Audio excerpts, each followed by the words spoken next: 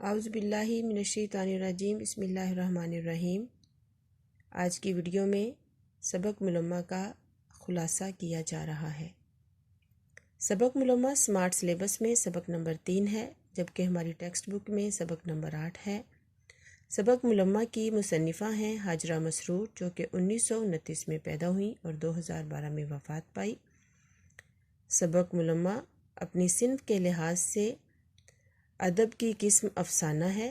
افسانہ ایسا ہوتا ہے جس میں تصور اور خیالات ہوتے ہیں، تصوراتی اور خیالاتی صنف ہوتی ہے جو حقیقت سے دور ہوتی ہے۔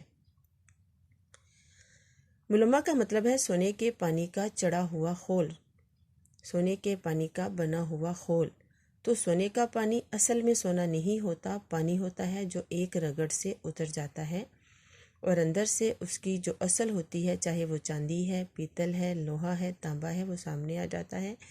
تو اس سبق میں بھی ایسی چیز کو موضوع بنایا گیا ہے کہ ایک لڑکی جو حقیقتاً غریب ہوتی ہے لیکن اپنے آپ کو امیر ظاہر کرنے کے لیے وہ اپنی ظاہری شخصیت ایسی بناتی ہے کہ اس پر امیر ہونے کا گمان ہوتا ہے۔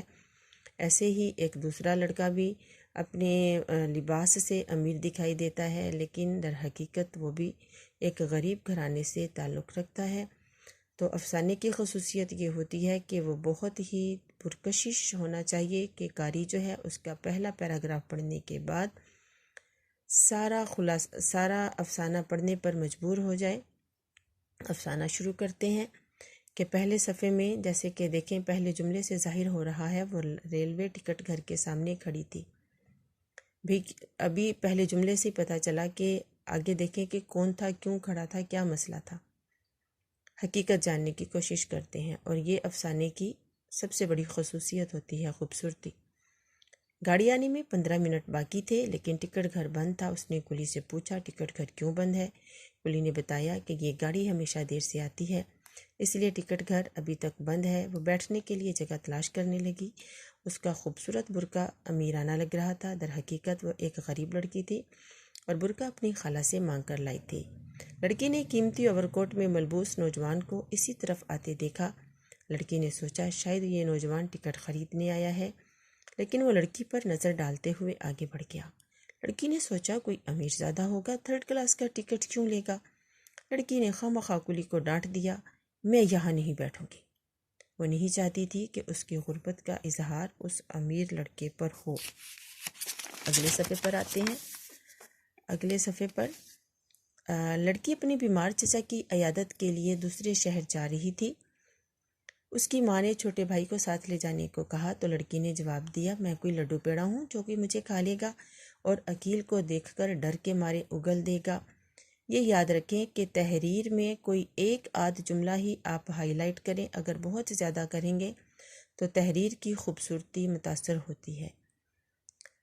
لڑکی نے 3rd کلاس کا ٹکٹ لیا اور خوف زدہ رہی کہ کہیں نوجوان اسے 3rd کلاس کا ٹکٹ لیتے ہوئے دیکھ نہ لے۔ جیسے ہی گاڑی آئی، لڑکی انتظار گاہ سے نکلی۔ اس کی پہلی نظر اسی نوجوان پر پڑی جو بڑی شان سے سگریٹ منہ میں دبائے اسے بڑے غور سے دیکھ رہا تھا۔ کلی لڑکی کا سامان لے کر 3rd کلاس ڈبے کی طرف بڑھا، کیونکہ ٹکٹ جو 3rd کلاس کا تھا۔ لڑکی بھی آگے بڑھی، لیکن سامنے جو دیکھا تو وہی نوجوان کھڑا مسکرا رہا تھا۔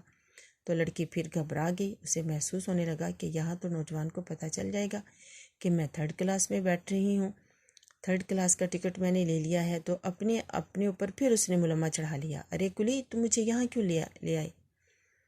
وہ بلا مقصد کلی پر چلائی اور کلی کو ساتھ لے کر وہاں سے نکل آئی۔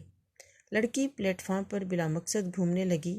دراصل وہ چاہتی تھی کہ وہ لڑکے کا دھیان ادھر ادھر ہو تو وہ جھپاک سے اپنے ڈبے میں چلے جائے، لیکن لڑکے نے ایسا موقع نہیں دیا۔ اس نے مسلسل اس کو اپنی نظروں کے حصار میں رکھا۔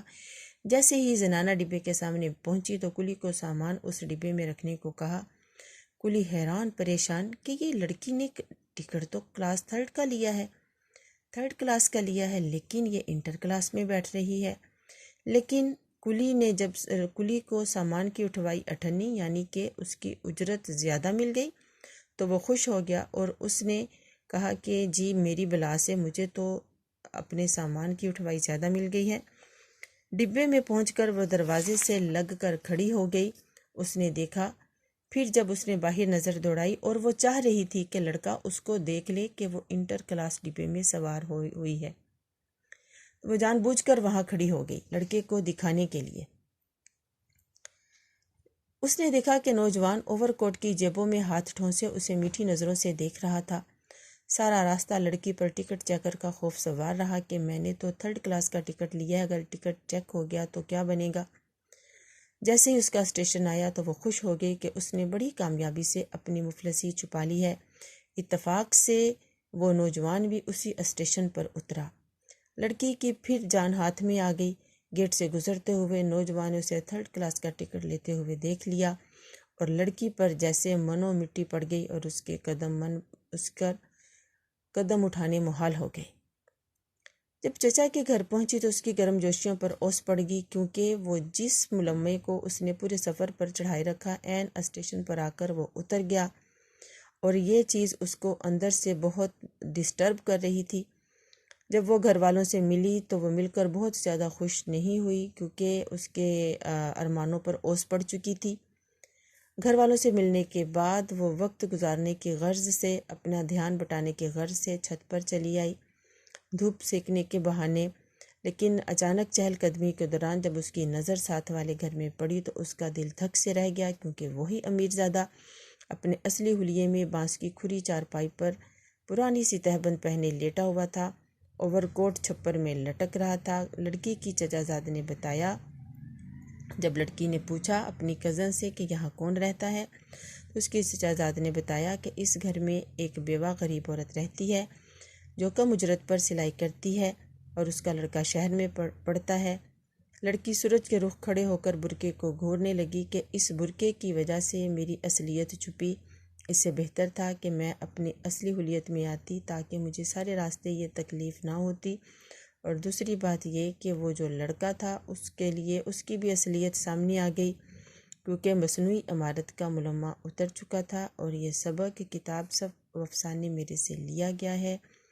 امید ہے آپ کو آج کا افسانہ ملمہ یعنی کہ خلاصہ اچھا لگا ہوگا۔ بہت شکریہ، اپنا خیال رکھیے۔ السلام علیکم ورحمۃ اللہ وبرکاتہ۔